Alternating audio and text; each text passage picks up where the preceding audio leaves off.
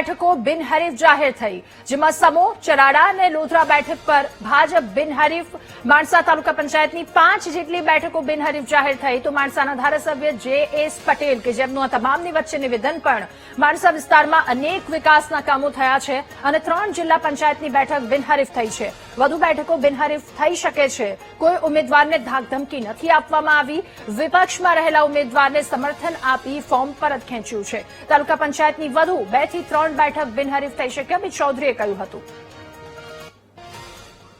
3 સીટો બિનહરીફ થઈ છે એટલે લગભગ 45% તો બિનહરીફ થયા છે. સાથે સાથે તાલુકાની પણ 5 સીટો બિનહરીફ થઈ છે. આ માટે અમારા સહસંયોજક પૂર્વ ધારાસભ્ય શ્રી અમિતભાઈ ચૌધરી અને સમગ્ર અમારી સંગઠનની ટીમ, જિલ્લાના પ્રમુખભાઈ શ્રી અનિલભાઈ અને તમામ અમારા હોદ્દેદારશ્રીઓ અને આખા ભાજપની ટીમે આની અંદર કામ કર્યું છે.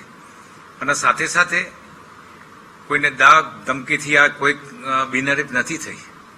સામેવાળા ઉમેદવારોએ પણ સ્વૈચ્છિક એમની ઉમેદવારી પાછી ખેંચી છે. આ એક વિચારધારાની લડાઈ હતી.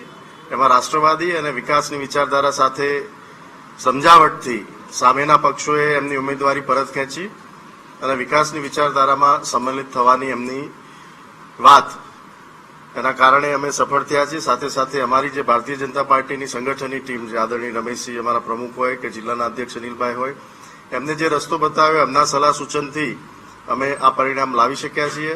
અત્યારે હાલમાં પણ 3-4 તાલુકા પંચાયતની સીટમાં વાટાઘાટો ચાલી રહી છે. લગભગ 3 વાગ્યા પહેલા પ્રયત્ન એવો કરીશું કે હજી પણ 2-3 સીટો આપણી નીચેની તાલુકા પંચાયતની બિનહરીફ થાય.